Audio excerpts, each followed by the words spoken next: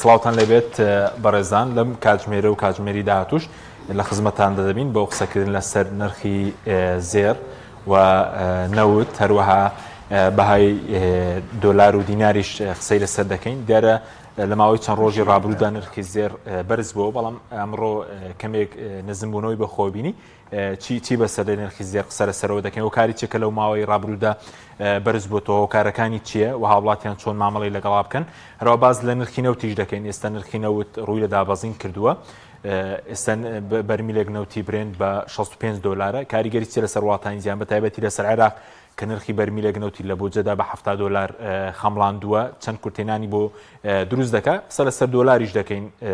دینار بەرامبەر بە دۆلار چی بەسەدەم پرسە لەگەڵ ڕێک لە بەڕێزان دکتۆر کامەران ئەحمەد و دکتۆر خالید حەیدەر و کاک محەممەد حسێن قسەی لەسەر دەکەین سوپاسی ئامادەبوونتان دەکەین زۆر بەخێر سوپاس دەکەین با لە دکتۆر کامەرانەوە دەست پێ بکەین لەبەرەوەی جلی کوردی لەبەرە کاکتۆر بەخێر بێت سەرنجی بەڕێ لەسەر نرخی زێر لە ماوەی بڵێن ماوەی ڕابردوودا نرخی زێر بەرزبوونەوەی بەخۆ بینیوە هەرچەندە ئەمڕۆ بەراورد بە دوێنێ کەمێک نزم بۆتەوە و کارەکانی چین کە نرخی زێر بەرز دەبێتەوە سەرەتا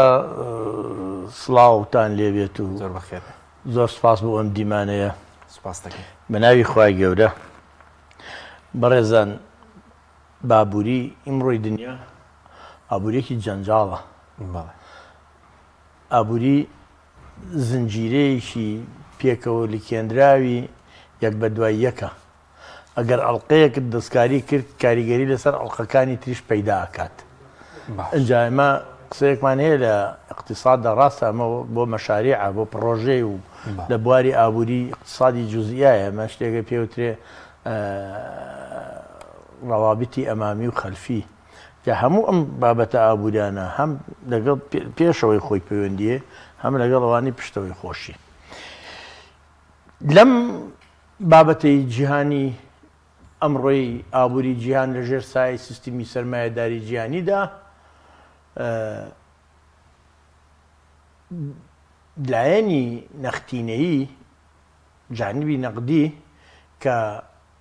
لە بەرز و نزمی نرخی ئاڵوێری دراوەکان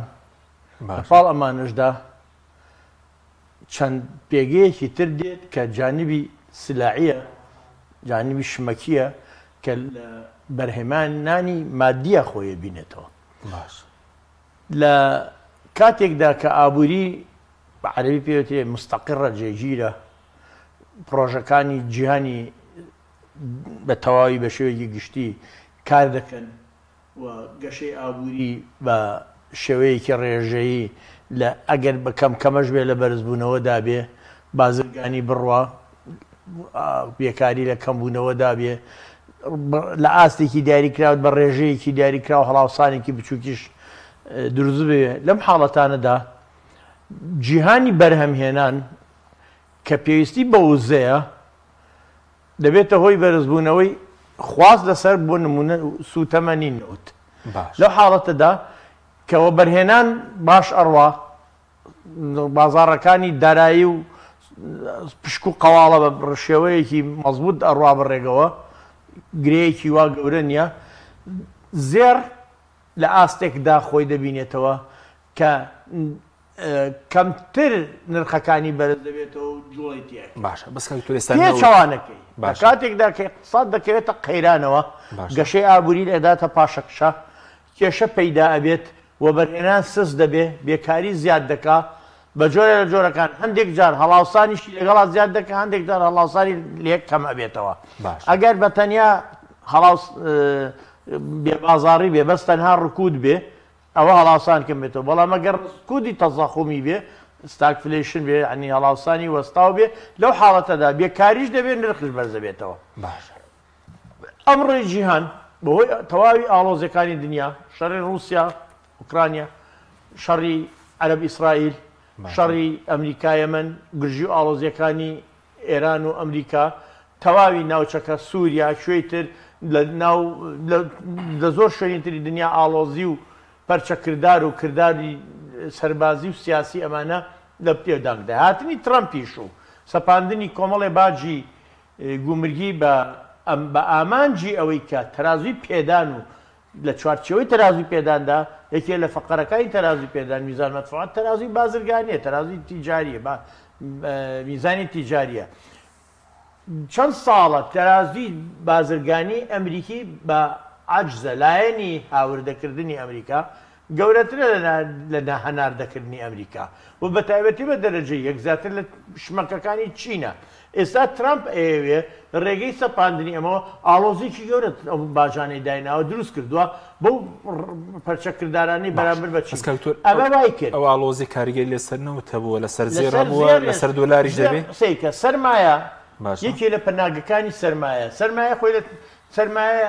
سەرمایە گۆڕاو و نەگۆڕاومانەیە سەرمایە گۆڕاو لە پارەیە خۆیە بینێتەوە لەگەڵ ئەسهۆم و سەنەدات باشە بەڵام سەرمایی نەگۆڕ ئیتر ئامێرەکانە تەواوی ئەو بابەتانەیە کە لە پرۆسەی بەرهەمێناندا دەچێتە پرۆسی بەرهەمێنانەوە لە بچووکترین مەکینەوە تا ئاگاتە بۆنمونە پاپۆڕێکی گەورە ئەوانە سەرمایی نەگۆڕن سابتن باشە لێرەیە سەرمایە گۆڕاوەکە کە پارە و ئەسوم و سەنەدات و ئەمانە خۆی بینێتەوە لێرەیە سەرمایەکان سەرمایە گۆڕاوەکان خاوە سەرمایەکان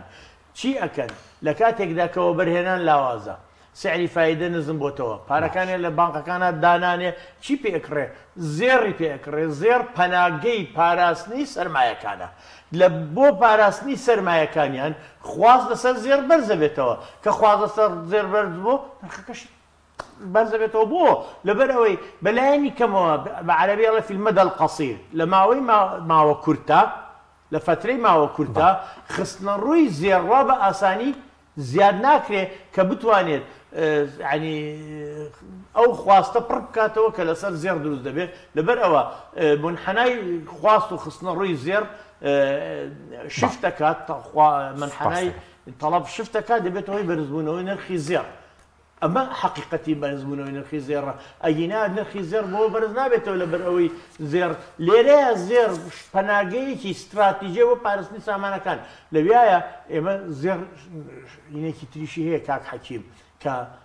خشڵە کە شمەکە کە بۆ ئافرەت و خوشکانمان خێزانانی عزیزی بەڕێز لە هەموو دنیادا ئافرەتان کە بەکاری دێن بۆ خۆڕازانەوە خۆجوانکردن لەو بارەدا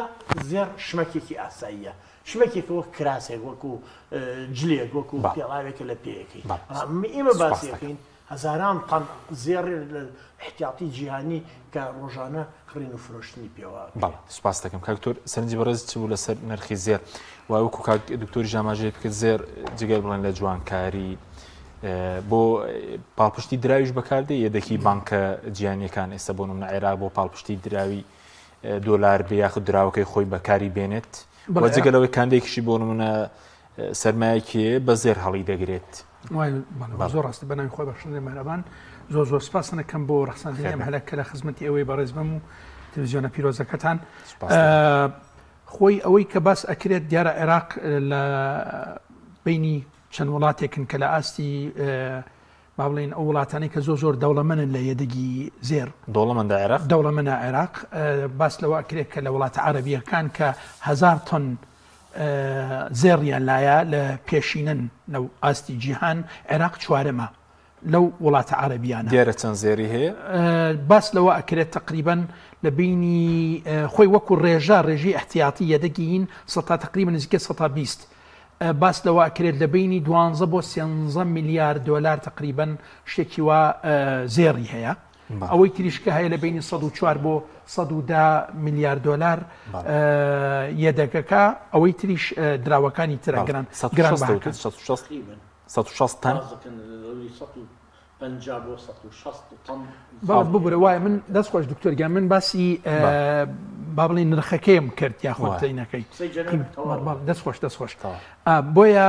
عێراق دیارە لە وڵاتانەی کە زۆر لەو ئاستا دەوڵەمەنە لە هەمان کات ڕاوێژکاری بەڕێز سەرۆکوەزیرانی عێراق باس لەواکە کە ئەو یەدەگەی کە عێراق هەیەی ئەو بڕەپارێکە هەیەی بۆ دابینکردنی ساڵ بۆ ساڵ و نیو بۆ با بڵێن داپۆشین یاخود تەختیەکردنی خەرجیەکانی بەکارخستن نەفقاتی تەژغیری بوو بۆرە دکتۆریان دکتۆر بەڕێزیان لە تاریخ و لەینی کوردۆلۆجی و لەینی زمانەوانی کەس منافسەی ناکە ماشاءالله بۆیە لێرە ئەو بڕەپارەیە کە بەڕێز ڕاوشکاری سەرۆکوەزیرانی عێراق باسیەکە ئەڵێ هیچ مەترسیتان نەبێ کە ئێمە ئەو بڕەپارێکە هەمانە بەشی ساڵ بۆ ساڵونی و موچە و خەرجیاتی بەکارخستنمانەکە بەڵام لێرە خەڵکی زۆر بۆ من دوای دین سەرنرخی بۆ وەرزۆ بەس ئێستا عێراق ئەو ڕێژە ئاڵتونی هەیە کەوت زۆر دەوڵەمەندە لە چوارم ڕیزبەندی وڵاتانی عەرەبیدایە بە ڕێز بەڵێ لە وڵات عەرەبیەکان کە دەوڵەمەند لە ئاستی لە بابەتی زێر بۆچی بەکاری دێنێ بۆچی بەکاری دێنێ بۆ دراوەکە بۆ دۆلار دینارە بڵێن بۆ دیناری عێراقیە بەڵێ بەشێکە لە احتیاتی بانکی ناوەندی بانکی ناوەندی بڵێ حالی حەزە 111 ملیار دۆلاری یەدەکمان هەیە وەکو دۆلار ئەمە نزیکەی ئاخر جار من بیستم کاک دکتۆر 400 تەنی زێڕە بەڵێ ئەمە هەر لە چوارچەوەی ئەو 111 ملیار دۆلار زیادی کردو ئێستا تۆر کاتێ بتوێ بە دۆلار توانی زێر بکڕ ینی شتەکە تەبعیە ببوورە بۆ مامۆستاگەن زۆر قسەی جەنابی مامۆستا زۆر ڕاستە لێرە ئەکرێ ئێمە ئەو دراوە کە هەمانە بنمونە بە پێی سیاسەتی بانقی ناوەندی بنمونە بیکە بە زێڕیان نە بەڵام لەو بوارە عێراق دیارە کێشەی نییە بەڵام کێشەکە ئەوەیە کە خودی بەڕێز ڕاوشکاری سەرۆکوەزیران باسیەکەڵی کێشەکەمان ئەوەیە کە ئێمە لە 1975 بۆ 80 پارەکەمە لای خەڵکە لە ماڵانە بۆیە ئێستا بینی جەنابەت هەموو خەمی سەرۆکوەزیرانی عێراق ئەوەیە کە ئەو پارەیە لە ماڵان بێنێتە دەرەوە بیکە بە دیجیتال بۆی لە بەردەستی بێ لە بەردەست مەبەست نەک بخۆی بەکاری بێنە حکوومەت نەنا لە بەردەست بێ بۆ بتوانێ موچەی پێدابین بکە ئەگینا بەو شێوازە پارە لە ماڵان بمێنێ حکوومەت ناچارە چی بکات یان قەرزی دەرەکی بکات یان قەرزی ناوەکی بکات یان چی بکات یان تەبعی پارە بکە بە تایبەت باسی تەبعکردنی پارە ئەکرێ بەڵام تەبعکردنی پارە زیادە لەوەی کە بڕیاری لێدراوە یاخود ڕێژێکی کە دیاری کراوە لەوە زیاتر بێ ئەبێتە هەڵاوسە کە خودی ئابووری عێراقیستا ڕێژێکی هەڵاوسانی تێ بەڵام لەوە زیاتر ئەبێ بۆیە لێرە کێشەکە ئەوەیە حکوومەتی عێراقی ئەیەوێ ئەو پارەیە لە ماڵان بێنێتە دەرەوە وا لە هاوڵاتی بکە کە فێری کاردی ئلکترۆنی بکات بچێ بۆ سوپەرمارکت بۆ وێزگەیی بەنزیخانەکان و شوێنان و ئەملاولەکە تەطبیق کراوە لە بەشێکش لە وێزگەی بەنزیخانەکانی خۆمان لە کوردستان لەخوا بەزیابی وردە هەنگاومان ناوە برەوە دوای دینە سەر دینار و نەوتی دیناری عێراقی و نەوت بەس سەبات بە زێڕەکە ئەو کارەکەی چکرد لە ماوەی ڕابردوودا بەرز بۆتەوە ینی پێوەستە بەچی نرخی زێر خۆی بە تەکید طبعا لێرە خاڵێکی زۆر گرنگ هەیە ئەوە بۆ هەر بۆ زانینی ئێوەی بەڕێز و بۆ بینەرە ئازیزەکان باس لەوە ئەکرێت لە بینی 170 بۆ 80 لە یەدەگی زێڕی جیهان دەرهێنراوە لەسەر زەویە ئێستا بەڵە 120 ماوە ئەم 180 لەگەڵ یاچی هەیە زیادبوونی دانیشتوان هەیە خواست زیادەکە ئیتر خواستەکە بۆ هەموو مەبەستێک بێ وەکو جەنابی دکتۆر فەرمووی بۆ جوانکاری بێ بۆ بابەتانە بێ خانمە بەڕێزەکان بەکارێنن یاخود بۆ مۆبادلات و ئاڵۆگۆری بازرگانی بێ بۆ هەموو مەبەستێک ئەوە بەکارهێنراوە لەگەڵ زیادبوونی دانیشتوان وەکو ڕێژێکی سروشتی طبیعیەکە کە زیادەکە زیادی ساڵانەمان هەیە لەگەڵ زیادبوونی خواستی ئێستا ئەبینی جەنابەت ئێستا لە ناجێگیری سیاسەتی ئابووری ئەمریکا و سین جیهانیان تێک داوە یعنی یەکێک لە بابەتە زۆر گرنگەکان ئەوە بوو کە ئێمە هەمیشە وەکو ئابووری ناسان تۆزێک سەرمان دەرەچێت لە ئابووری باس لەوەکەین کە ئەڵین وڵاتە پێشکەوتوەکان سیاسەتێکی جێگیریان هەیە تا ڕادەیەک و کێشیان نییە لەوە بەڵام ئەبینی جەنابەت ترامپ پێشماوەیەک ڕسوماتی گومرگی ڕاگەیان دوای ماوەیەکی تروتی هەمویان بەخشراون بۆ 90 ڕۆژ بەدەر لە سین اینجا ئێستا ئەڵێت نە ئەوەی سینیش بنمونە بەخشراوە مۆبایلە ئەمینی ئلکترۆنی و بابەتەنە ئەوەش بەخشراوە بۆیە ئەبینی بڕیاریدا کە با بڵین بەڕێوبەرینی فدرالی بەڵێ ئەوە دوور بخاتەوە ئێستا پەشیمان بووەتەوە مەبەستم ئەوەیە کە ئەڵێ لێرە بەم شێوازن ناڕوونی بڕیارەکان و هەڵسوکەوتی سەرۆکی گەورەترین وڵات لە ئابووری کە کاریگەرە لە جیهان ناڕوونە ناجێگیرە بۆیە ئەبێتە چی بگورن ئەبێتەوەی کە کاردانەوە و ڕەتفعلی وڵاتانی تریش ناڕوون بێ باس دەکەین کار محەممەد جەنابی شێخ خێر بێ وەکو هەردوو کاکتۆر باسییان کرد پەیوەندی بە ترامپەوە هەیە بەرزبوونەوەی نرخی زێر یاخود بۆچی بڵین نەوت شکا نەوت بڵین دابەزین نرخەکەی بەڵام لەگەڵ هاتنی بڵند ترامپ زێر بەرز بێتەوە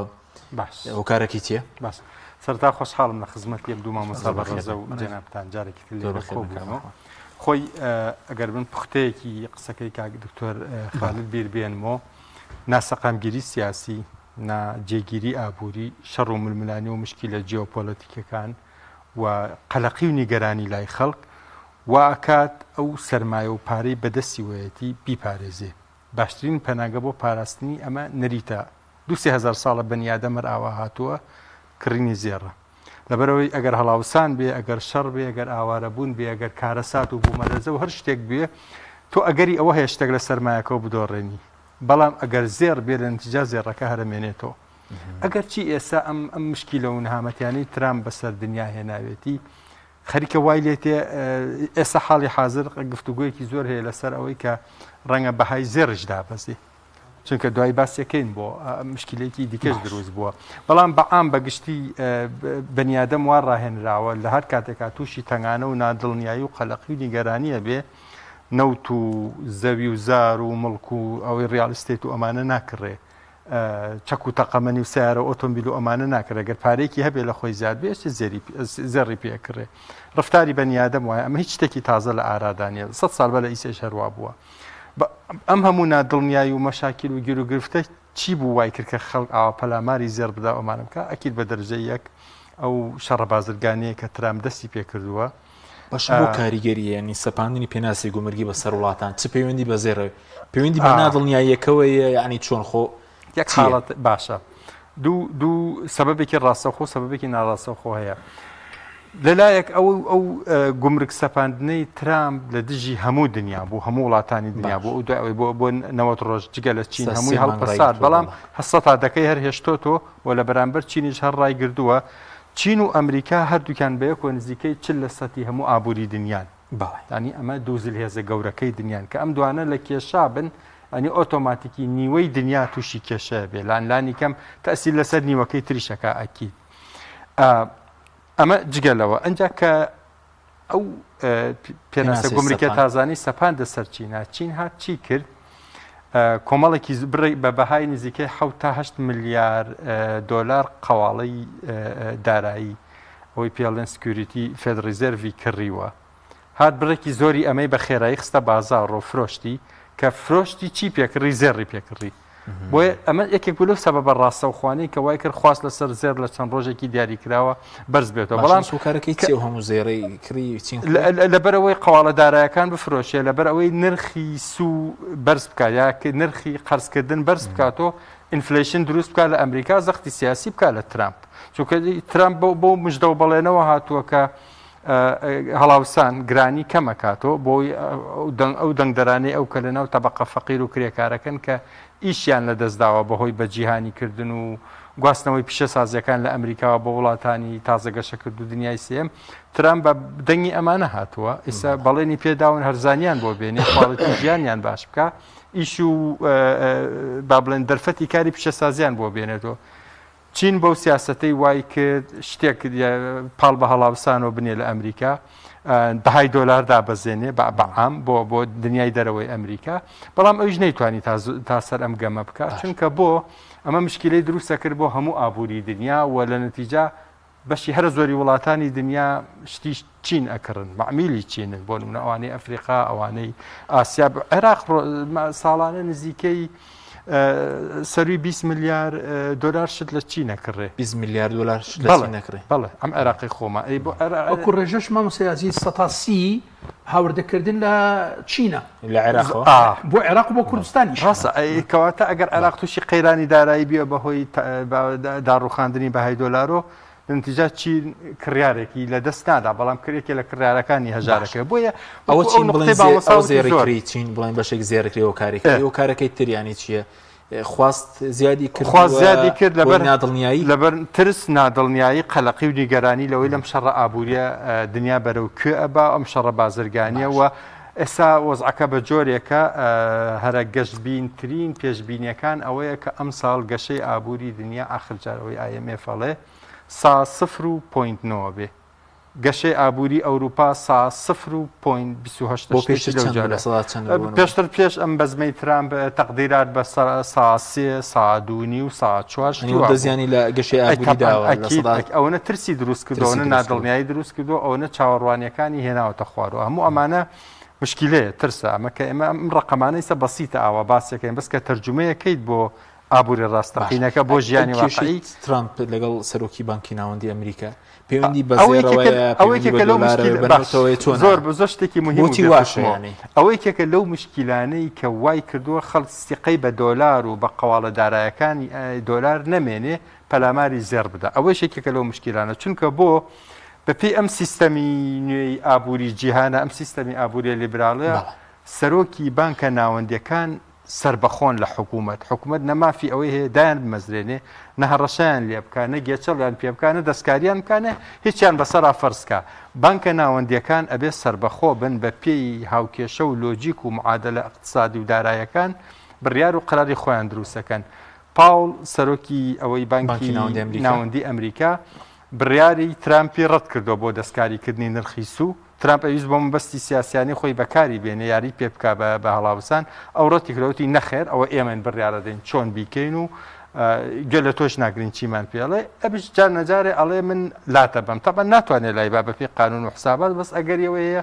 ساڵێکی تر کە ئەم خۆی واز بێنێ ئەو بتوانێت کەسێک دانێکە لە دار و دەستەکەی خۆی بێ تەبەن بەداخەوەی سە کواڵیتی سیاستکردن لە ئەمریکاش وەکو کوردستان و عێراقی لاتووە تۆ سەرکردەیەکی سیاسی ئەوە وەکو بازرگانی شەڕ و ئەمانتە هەیە سەرکردەیەکی گەندەڵە دڵی بۆ خۆشەوێ دەوروبەرەکەی پێ بڵند جەنابی سەرۆک تۆ مهمی تۆ ڕێک تووشی ئەو دەرد ئەمریکا و کوترامپی تووشی ئەو دەردەبوون کۆمەڵە خەڵکی ناوە لەوانن بەس بەڵێ بۆکەن بەس ئەوەن جەنابی سەرۆک تۆ هەرچی بڵێ ڕاستە و لە کاتێکشا ڕۆژ لە دو ڕۆژ غەڵەتی زیاتر و گەورەترەکەن لوتیانەدا لە بەردەکە ئەنجاتیەگەن ینی پێر پەیوەندی بە نادڵنیایە کۆی کێشینیان سەرۆکی بانکی ناوەندی کەوای ئەوە بانکی ناوەندی ئەوەندە گرینگە ینی بۆ زۆر بانکی ناوەندی ئەمریکا کاریگەری لەسەر زۆر لەوە گەرنگترە کە خۆمان لێ تێگەژین لەبەر چی لەبەر سەرۆکی بانکی ناوەندی ئەمریکایە ئەو بڕیارەدا بەهای دۆلار لەکوێ بۆسێ دۆلار یعنی چی یعنی یەدەکی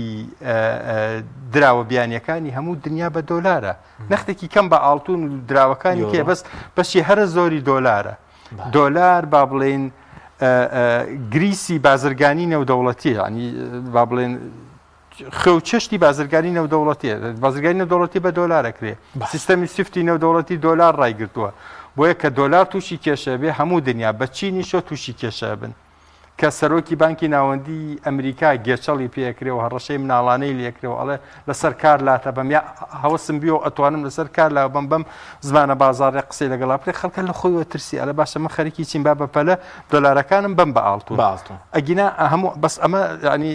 مشکلێکی گەورەیە خۆی لە ڕاستیا کە بیری لێکێتەوە مشکلەکە چییە؟ مشکلەکە ئەوەیە کە تۆ نادڵنیایی دروست بۆ ئەو سیستەمەی بەهای دۆلاری ڕاگرتووە حتا ئێستا لەم سلێمانی لەم کوردستانی خۆمانە لەم عێراقی خۆمانە بەشی هەرە زۆری خەڵک سەرمایەکەی دۆلارە یا ئەگەر دۆلاریش نەبێ بەهای دۆلار خەمڵێنێ بۆیە دۆلار مهمە بۆ خەڵک کە دۆلار و ئەو دام و دەستگای دۆلاری ڕاگرتووە تووشی کێشە بێ ئەنی هەموو کێشەیە دێمە خزمەت کاکتۆر کامران ئەی خەڵک چۆن مامەڵای لەگەڵ بکە ڕەنگە خەڵکێک کە بێ ینی بڕە پارێکی کەمیشیە بێت زێر بکرێت لەم بارودۆخە بیفرۆشێ دیارە چۆن مامەڵی لەگەڵدا بکات دۆستێکم هەیە باشە زۆر خۆشەویستمە ناوی ناهێنم بیرم لە ئەی ناسیت باشە زوو خۆ دکتۆر خالی نەوەڵ دکتۆر خالی زوو تەلەفۆنم بۆ خێزانەکەم زەر بکڕیان بفرۆشێ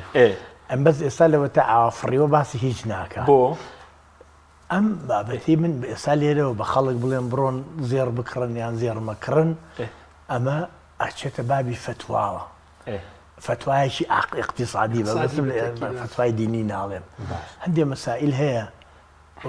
کاک دکتۆر فەرمووی لەوانەیە ئەمە لەلایەنی تیۆری ئابووری هەندێک شت بزانین بەس لەوانەیە هەندێک مەسائل هەبێ قرس بکەوێت من وەک خۆم تەوەقع ناکەم نرخی زێڕ بە ئاسانی بێتەوە خوارێ چونکە خۆی قسەیەکی کینز هەیە دیارە ئەو بۆ نرخەکانی ئەڵێ کینز جۆن ماینەر کینز بەناوبانگە دامەزرێنەی نظریەی اقتصادی کولی باش کە ئەزمەی 1933 جیهانی چارەسەر کرد باش دەڵێ ئەڵێ نرخەکان لە کاتی هەڵاوسانە زۆر بە خێرایی دەچنە سەرێ بەڵام کە کاتێکدا قەیرانە ئابوووریەکان چارەسەر دەبن بە عەرەبیڵی لەزج یعنی بە لینجە یعنی ئەنووسێ ئەو نرخەوا بە ئاسانی نایێتەوە خوارێ نرخی زێر کە ئیمڕۆ زێر بەرگرام بۆتەوە یعنی تۆ هەڵاوسانێک لە نرخی زێر ڕابینیت باش هەڵاوسانێک چونکە بە نەزەری من ئەگەر ئێمە بگەڕینەوە بۆ نەزەریەی قیمەی پێوتێ تیوری بەها کە بگەڕینەوە بۆ جۆن لۆک و دایڤید هیوم و اینجا ئادەم سمس و ریکاردۆ و پاشان هەموو کلاسیکە ئەنجا مارکس و ئەمانە ئەوان بەها ئەڵێ بەها بریتە لە بڕی کاری کۆمەڵایەتی سەرفکراوە بۆ بەرەمێنانی شمەکێک یعنی ئەوە پێوترێ نظریەت قیمە عمل یعنی بکار بۆ بەها ئەگەر ئەم پێناسم بۆچی هێناوە لایەنێکی بۆچی ئۆنسێک زێر کەسی 1 غرامە ئیمڕۆ نزیک بۆتەوە بوو دوێنێ بوو بە 3400 شتێک ئیمڕۆ هاتەوە 3300 شتێک یعنی بە حدودی 100 دۆلارێک 90 دۆلار لە نرخی 31 گرام زێر دابەزی ئەگە تۆ نەزەریەی کاربۆ بەها حساب بکەیت ئەو 3300 دۆلارە بۆ 31 گرام زۆر زیاترە لە حەجمی لە قیمەی حەقیقی یعنی قیمەیەکی وەهمیە بەڵام بە حکمی دانەبەزانەوەی بە ئاسانی نرخ دانابەزێتەوە بۆ حکومە دوو بەردەوامبوونی ترسی خەڵکیش بەڵام ناشڕوا بۆ ئەو حەدەی کە ئیتر چونکە ئەگەر میزەڵانێک تۆ بچکۆلە بێنە فویتێکە ئەتەقێ لە حەجمی خۆی چوە دەرێ ئەگەر ئەمەش زیاد لە حەجمی خۆی من ناتوانم باز بێ 1000 غرامەکەت بۆ تەقسیمی سیوێک بکەم و سیوێکەکە بۆ زەربی 3000ەکە بکە هەر بە ئۆنسەکە قسە بکەین من بە تەسەوری من ئەگەر ئارامیەکان دڵار ڕاوکیەکان جەنگە ئابوووریەکانی چین و ئەمریکا بەردەوام بێ تا 4000 ڕوا یەگۆنسە تا 3300 بڵین بەس ئەگەر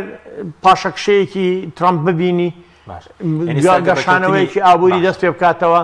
ئەوروپا لەم جەنگە ئەمریکیەکان عاقڵ بن ئەمروپیەکان ئەلایەنیکەم بێلایەن کەن لە بینی خۆیان و ئەم ئێرە پاشەکشەیەک لە سعری زێڕابی ئێستا ئێرە بڵین ئەمریکا لەگەڵ چین ڕێککوێ لەگەڵ پێناسە گومرگەکان دادەبەزێ پێ دوایە ئەکەی بۆ چونکە ئەو سیرکە ئێمە شتێکمان پێێترێ تەوازن هاوسەنگی دائیمەن کە ئێستا ئابووری گیانی هاوسەنگیەکە خەریکە لە دەسەدات دوای ئەو ئیجراعاتانەی کە لە بواری ئابووری بە تایبەتی لە بواری سیاساتی مالیە تا ئێستا ترامپ لە سیاساتی مالیە ئیشەکات لە سیاساتی نەقدیە ئیشی نەکردووە کێشەکەش سیاسەتی دارایی سیاسەتی نەقدی لە بانقی مرکزیەوە کرێ لە 5 بوارە احتیاط النقد القانوني سعر الصرف سعر العملة سعر احتياطي البنوك باشا لەگەڵ مدفوعاتی خاص حقوق صاحب الخاص ئەم بابەتەشتانە کە بانقی مرکزی تحکمی پێگە لەگەڵ تحديدی سعری فائدە عفو بکەن با لەبیر نرخی سوود نرخی ئاڵوێری دراو نرخی سوود یەدەگی پاڵپشتی کراو ئاستی پارەدانی جیهانی لەگەڵ مافە تایبەتەکانی ڕاکێشان کە ئەویان لە سندوقی نەقدی دەولیە لێرەیە تۆ ئەمە پێت بڵێم ئەزانی ترامپەیەوێت چی بکات ئێمە شتێک دوو جۆر بەهای دراوی هەر وڵاتێک لە دوو ئاڕاستە نزمە بێتەوە جۆرێکیان لە دەرەنجامی لاوازبوونی ئابوووریەکەەوە کۆ ئێستا لە ئێران ڕوەدات لەگەڵ تورکیا ڕوەدا لە هەندێک لە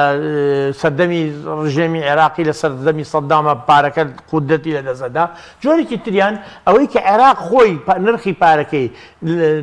دۆلارێک لە 1200 دینارەوە کرد بە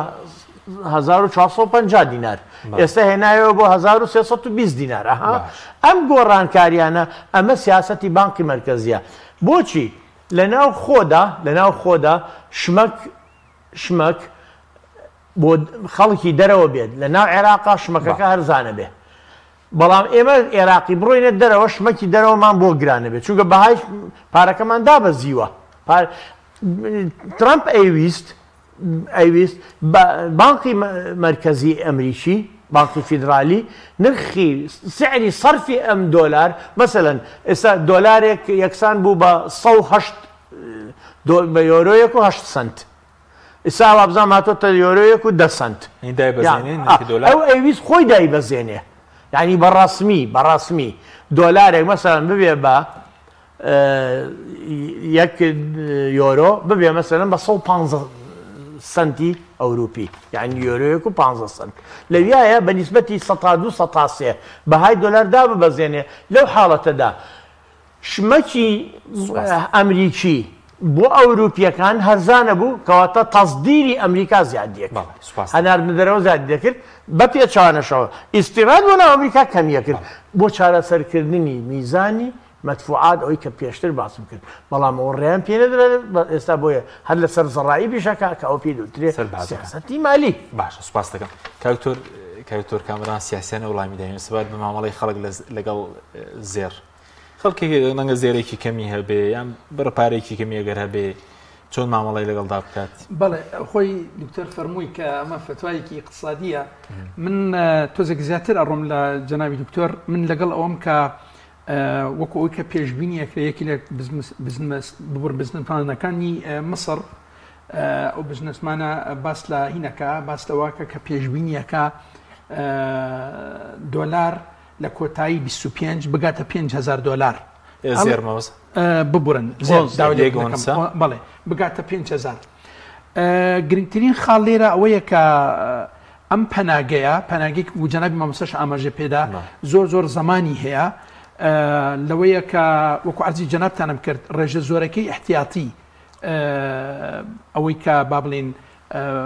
خزینی جیهانە لەم زێڕە دەرهێنراوە 120ەکەی ماوە بۆیە هەمیشە باس لەوە ئەکرێت کە نرخ زیاد بکە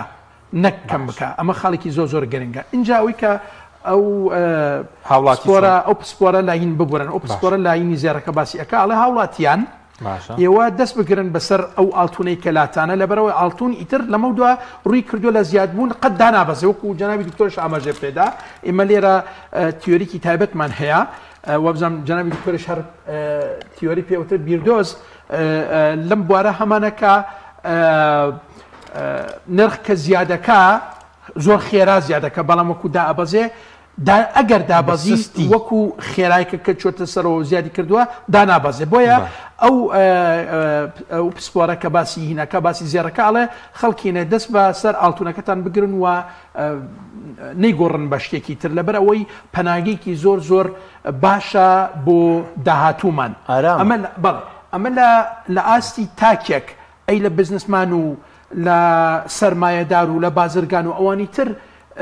چۆنی بێ بە تاکید بۆ ئەوان زیاتر گرنگترە بۆ ئەوان بە تایبەت لەم سەردەمی هاتنی سەرۆکی ویلایەتە یەکگرتووەکانی ئەمریکا کە کاریگەریی زۆری هەیە لەسەر نەخشەی ئابووری جیهان و شەڕی ئەو شەڕە بازرگانی کە ئەیفرۆشە لەگەڵ چینە بۆیە لێرە بە ئاسایی ناکرێ ئێمە بنمونە ئەم پەناگە ئارامۆکو جەنابی دکتۆر ئاماژەیە پێدا لە دەستی بدەین بۆیە من لەگەڵ ئەوەم کە وتم هەنگاوێک زیاتر لە جەنابی دکتۆر ئاڕۆم من لەگەڵ ئەوەم کە خەڵک ئەو زێرەکەلایەتی بهێڵێتەوە ئەی بۆ کڕینەکە ئەگەر پارەی زیادە هەبوو من لەگەڵ ئەوم کە زێڕەکە بکردرێت تا ڕادەیەکی زۆر ئەگەر بیەوێ بنمونە تێکەڵەیەک دروست بکە لە بینی زێر لە بینی دۆلار هەرچەند دۆلار ئێستا وای لێ هاتووە کە بەڕێ سەرۆکوەزیرانی عێراق ئەڵێ ئێمە دراوەکەمان و سوودانی بەڕێز سوودانی و بەڕێز کازمیش پێش ئەو وتیان ئێمە دراوەکەمان دینارە نەک دۆلار بۆیە ئێمە دینارەکەمان بەقووەتر و بەهێزتر ئەبێ بۆیە خەڵکی عێراق با دینارتان لا بێ نەک دۆلار من لەگەڵ ئەوم کە ئێستا ئەم سەردەمە فعلەن وا باشترە کە لەم یاریکردنی لە بینی نرخی دینار و دۆلار و بەتایبەت جەنابتە نەزان ناوچەکە لە کێشە و لە خوانەخواسە ئەگەری داگستانی ئەو شەڕە هەیە کە لە بینی ئەمریکا و ئێران و پێشبینیە یاخود ئیسرائیل و ئێران و ئەمانە تا ڕادێکی زۆر هاوکێشەی نێوان دۆلار و دیناری عێراقی جێگیر نییە. زیاتر پەنابەرین بۆ زێڕەکە ئاڵتونەکە باشترە لە بابەتەکانی تر. یەکەم بەرهێنانەکەی زۆر نییە وەکوەوەی کە ئەمریکا هەر کاتێک بێوێ تەبعی دۆلارەکە، هەر کاتێک ئێمە بمانەوێت تەبعی دینارەکەین، بەس هەر کاتێک بمانەوێت ناتوانین زێر بەرهەم بێنین. بەرهەمی بەرهێنانی زێر لە ئاسی جیهان دیاری کراوە. ئەمە خاڵێکی تر باستەواکە ئەو کەساڵێ ئاستی تێچووی بەرهێنان بۆ یەک ئۆنسی زێر $30 وەکو جەنابی دکتۆر فەرمووی بەرهێنانی یەک ئۆنسا ناگاتە $30 واتە لە بینی $30 بۆ $3400 فەرقی زۆرە زۆری بەڵێ بۆیە لێرە زۆر ئەمە وا چۆنەڵێن هانی خەڵک ئەدا کە ئەم با بڵێن کانزا گران بەهایە لای خۆی بیڵێتەوە لەبەرەوە ئینتاجەکەی زۆر هەزانە، بەڵام بەهاکەی تەمان فەرقی زۆر گەورە هەیە لە بینی بەها و نرخ لەگەڵ جنابتانە پێشتر باسمان کردووە. بۆ هەندێک کەس بەهاکەی زۆرە و نرخەکەشی بۆ زۆرینە گرنگە. بۆیە لێرە هێشتنی ئەم کانزای گران بەهایە لای لە ماڵان لای خۆمان لە بانکەکان بمێنێتەوە باشتر لەوەی کە بیگۆڕینەوە بە دیناری عێراقی یاخود بە سەرنجی لە سەر مامەڵی هاوڵاتیان بڵۆن ڕەنگە ئێمە لە بەردەم ئاڵۆزبوونی دنیا دابین بۆ مەشەڕی ئابووری بێ بەردەوامی جەنگەکان یاخود لە بەردەمەوە دابین ئێران و ئەمریکا ڕێک بکەون. کاریگەریە چین و ئەمریکا هیچ کاریگەری لەسەر نرخی زێر چۆن مامەڵی گڵاو هەموو شتە کاریگەری هەیە لەسەر نرخی زێر و ئەو بازاری پشکەکان وانە چونکە عەدەن خۆی تەبیعەتی بازرگانیەکە وایە زۆر هەستیارە. بەس بەڕاستی من زیاتر تەخەفوزم هەیە لە هەردوو مامۆسای بەڕێزم بکە کە پێیان وابوو ڕەنگە قازانج لە کڕینی زێڕا بێ. چەند فاکتەرێک هەیە واکە کە خەڵک زیاتر بەرەو کڕینی زێر بڕاوکو پێشتر وتمان نادڵنیایی و ناسەقامگیری و ئەو ململانێ بینی ترامپ و سەرۆکی بانکی ناوەندی ئەمریکا و یا هەموو ئەو کێشە و گیر و گرفتانی ئەمڕۆ یەخەی دنیای کردووە. هاوکات چەند فاکتەرێکیش هەیە ڕەنگە وابکە زێر دابەزێ. ئیسحاڵی حازرم دقیق قسەی تیاکەین زێر ڕوو لە دابەزینە. پێشەوەی بینە بەرنامەکەەوە تۆ پرسیاری نرخی زێڕەکرد لە مۆبایلەکەمە یەک ئۆنسە زێر $3282 بوو بەر لە 3-4 ڕۆژ گەشتە سەروی $3400 لەم دوو ڕۆژان نزیکەی $200 دابەزیوە. نازانین بەیانی چی ڕۆدا. ئەمە لەلایەکی تر مشکلەیەک ئێستا دروست بووە لە ئاستی هەموو دنیا ئەوش ئەوەیە کە زۆربەی وڵاتانی دنیا تووشی کورتهێنانی داراییە بن بەهۆی ئەوەی کە وا چاوەڕێکرێ ئەم شەڕە بازرگانی ترام دەستی پێ کردووە تووشی کێشەی ئەویان بکات با بڵێن داهاتەکانی دەوڵەت کەم بکاتەوە بەتایبەتی داهاتی گومرکی و ئەمانە ئاڵوگۆڕی بازرگانی سیستەکە و ئەمانە بەتایبەتی وڵاتانی گەشەکردووی دنیا ئێستا تووشی کورتهێنانی دارایە بن لەوانە بەریتانیا لە بیرمانە ئەو ساڵی کە هاتن عێراقیان داگیر کرد لە 2003 بڕێکی زۆر لە زێڕەکانیان فرۆش بۆی پارەی کێشەی کورتهێنانی خۆیانی پێ چارەسەرکەن. ئێستا وڵاتان و قەیران بنەوە زێر بڕێکی زۆری وڵاتان زێڕیان بەهای بڕی زێڕیان زیاترە لە بڕی $، کاشەکەیان کە هەیە بۆ ئەوەی لە بانکی ناوەندی هەیە بەڵێ ئەحتیاتەکەیان بە زێر پشت ئەستور کردووە. ئێستا زێڕی بۆ چیەکە ئەو لە تەنگانا بوو لە کێشا بوو نەیتوانی نەیتوانانی ئیلتیزاماتە دارایەکانی جێبەجێ بکە ئەم زێڕە خاتە بازار و ئەفرۆشێ لەو حاڵەتە بەهای زێر دابەزێ. یاخود ئەگەر بۆ منە وڵاتێکی وەکو چین کە زۆربەی وڵاتانی شەرق لەوسەت و ئەفریقا و دنیای سێم شەریکی بازرگانی ئەون کە بینی داڕوخانی بەهای دۆلار و گرانبوونی زێر و ئەمانە کێشەی بۆ وڵاتانە دروست کردووە. بەرژەوەندی ئەو لەوایە نێڵێ معمیلەکانی بکەون تووشی قەیرانی دارایی بن و هەر بمێنەوە ئەو دەیەوێت ئەم وڵاتانە ببێنەوە لەسەر پێخواان و بەردەوام کاڵا و خزمەتگوزاری لە چین بکڕن. بۆیە ئەمەش ئەگەرێکی ترە ینی بە کورتی ینی وڵاتی بۆ نمونە من ناتوانم بە هاوڵاتی بڵم چی بکات تەنیا ئەتوانم بڵێم ئەمە فاکتەرەکانی گرانبوونی زێڕە و ئەمەش فاکتەرەکانە کە ئەگەری هەیە زێر هەرزان بکە ئیتر تۆ خۆت حکوم بدە. بۆیە دەختە قورسە من مەسئولیاتە بەڕاستی وەڵامی و پرسیارە. جگەلەوەی مامۆستا عەزیز وەکو ئێوەی بەڕێز ئەزانن ئێمە کێشەی ناوچەکەمان ناوچە نەوتیەکە کێشەی سیاسیە شەڕ و سیاست و جنابتن لەسەرەتاوە ئاماژەتەن بەوە کرد کە بە نمونە پێشتر ئەمانوت وڵاتە پێشکەوتوەکان سیاست ئەخەنە خزمەتی ئابووری ئێستا پێچەوانەی لێ هاتووە وردە ئەوانیش خەریکن ئابووریەکە خەنە خزمەتی سیاسەکە بۆی بە فلان بۆترێ جەنابی سەرۆک بۆی بنەزم بەو شێوازە بۆ ئەوە کێشێکی زۆر گەورەیە بەڵام ئیتر تا ڕادێک وەکو جەنابی مامۆستا فەرمووی کۆمەڵێک هۆکار هەیە کە کاریگەریە لەسەر هەموو ئەو بابەتانەی سێگۆشەی نەوت و دۆلار لەگەڵ زێڕە بەس من وەکو خۆم شخصیت ما بێ لەسەر زێر دوایی دەخسەرستە نەوت و دۆلار بەڵام من وەکو خۆم شخصیان بڕوان بەوەیە کە تا ڕادەیەک بەراوردکردن بە بابەتەکانی تر زێر باشترە لە بابەتەکانی تر خۆت نەگەورێ لێرەوە بە هاوڵاتیان دەڵێن کەویستان زێر بکڕن زێر بازنە و خشتڵ و ئەوانە نەکڕن یان لیرە بکڕن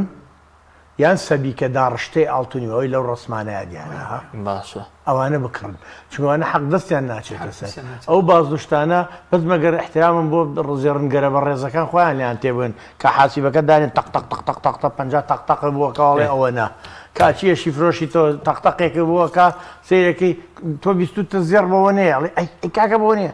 حەق دەستەکەی لەبەرەوە هاوڵاتیان کەویستیان سەرمایەکانی کە هەیەە پارەکانی کە هەیە کاکە ئەگەر ئۆنسێک زێر بە سیویەک گرامیەکەت هەبێ 3400 کە ئەگەر لیرە بێ ئەی کاتەوە بەس ئەگەر هین بێت بازن و خشڵ و ئەوانە بێ 3000 بۆ ناکاتەوە نیوەی ڕا بۆ حەقدەستڵێەوە حەقدەستی هوەری داڕشتەکەیە هوەری دروستکردنی ماندووبوونی دروستکردنی بازنەکەیە نقێمەکەیە ئۆنگوستیلەکەیە چی ناو لێنەی لەو بابەتانە جا بۆیە کە ویستیان هاوڵاتیان ویستیان زێڕ بکڕن بۆ پەناگان با بڕۆن باشتریشن لیرە بکڕن لیرەیە کە 7 غرامە ئەوە بکڕن بە دۆلار لە پارچە نایلۆنی ئەوە نێ هەر قەپاغێکی هینی هەیە و هەڵی بگرێت لە ماڵەوە هەڵی گرێت لە ماڵەوە بەرز بۆ ئەتوانێت بیفرۆشێتەوە نزمیش بۆ نەیفرۆشێتەوە تێگی لێرە کاتە ژنەکان وا تێنەگەن ڕاکەم چ بەیانی بازن بکڕن چونکە بازن زێڕ بەرزێت ڕاستە تۆ زێ بەرزە بێتەوە بەڵام ئەو بەرزبوونەوەکە ڕێک حەقدەسەکە ئەیکوژێ و هیچی بۆ نایهێڵێتەوە سپاسان دەکەیەوە پستی زێرمان تاوا کرد لەسەر نەوتوانە شەرقسە دەکەین دۆلار لە کاتژمێری داهاتوو بەڵێ بینەرانی بەڕێژ کاتژمێری داهاتوو دەینەوە خزمەتان لەگەڵمان بێنەوە لەسەر دۆلار لەسەر نەوت کاریگەریەکان لەسەر عێراق و هەرێم قسە دەکەین.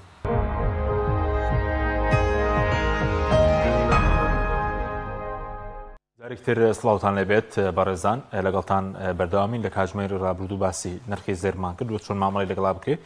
لەم بەشێن باسی دۆلار و نەوت دەکەین سەرتا لە پرسیینەوتەوە کە ئێستا ڕوبەڕووی دابەزین بۆ دەست پێکەین کاک محەممەد سەبارەت بە نرخی نەوت ئەو پەیوەست بەچەوە کارەکەی ئێستا ئەمڕۆ بەیانیەکەی 68 بوو ئێستا پێش بەرنامەکە 65 بوو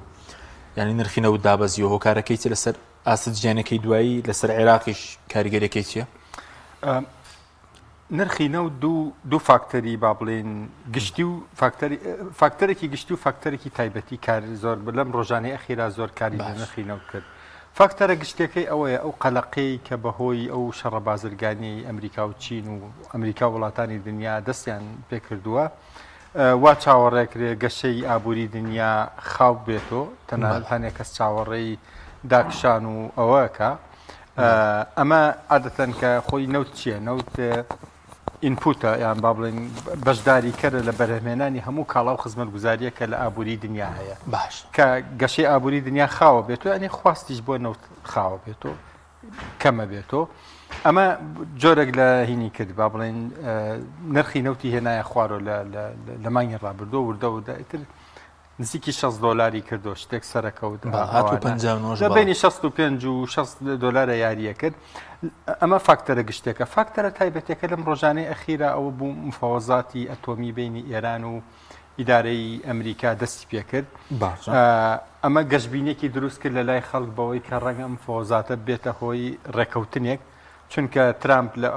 لە چارەسەری قەیرانی ئۆکرانیا شکستی هێنا لە شەڕە بازرگانەکەی لەگەڵ چین و دنیا تا حدێک شکستی هێنا وتیان ئەمە هەلێکی زێڕینە بۆ ترامپ لەبەرەوەی ئێران هەم زۆر زەعیف بووە لاواز بووە وەکو با بڵێن حەسر بووە لە شوێنێکە ڕەنگە بە ئاسانی خۆی با بەدەست و لەگەڵ ترامپا بگەنە ڕێکەوتنێک دێڵێک وەکوی ترامپ خۆیاڵێ بۆیە خەڵک تەسەوری وابوو یا با بڵێن گەشتبینیەک دروست بوو بەوەی کە ئەمریکا و ئێران ڕێکەون لەسەر ئەو بەرنامە ئەتۆمیە کە ڕێژکەوتن لە ئاستی کورتمەودا ئێرانەکان ئەتوانێت سەر 500,000 بەرمیلی کە بخەنە بازاڕۆ لە ئاستی دوورمەودا ڕەنگە ئەم تا 1.5 ملیۆن تا 2 ملیۆن بەرمیل لە ماوەی ساڵ بەرهەمێنانێ ئێستا ئێران نەما ئەمە با بڵێن ئەوەی لە دووسێ ڕۆژی ڕابردووە کە نەوت ئەو بجارێکیان هەم گەشتۆ 67 و ئەوانە بەڵام ڕۆ هاتبۆ 68 دوێ هەتا 65 ئەم 68 و 65 تا حدێکی زۆر علاقەی بە ئەو مشکیلە و با بڵێن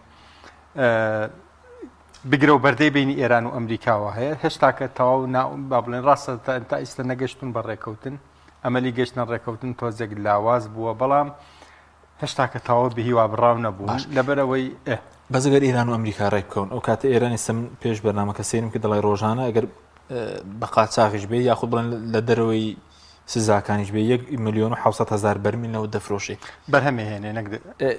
باسی بەرهەمەکە 3,300,000 دەکرد بە حساب 3 ملیۆنێک بێ بەڵام ئەوەندە بفرۆشێ لە دەرەوەی ئەگەر ئێستا بۆ نمونە ڕێک بکەون ئەو کاتە نوتی ئێران بچێتە بازاڕەکانەوە